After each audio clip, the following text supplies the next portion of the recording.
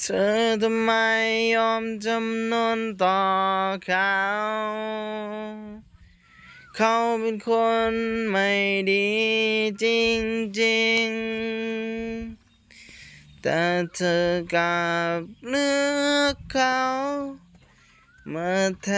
นที่ฉัน ทำไมมันถึงเป็นอย่างนั้นเพราะฉันมันไม่ดีหรืออะไร เธอช่วยบอกกับฉันดีได้ไหม จะให้มันชัดเจนไปเลยว่าเธอ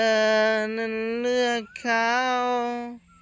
ไม่ใช่ยังคุยกับฉันอยู่อย่างนั้นเลยอย่าทำเป็นเธอรักเขาต่อไปทีคำพูดแร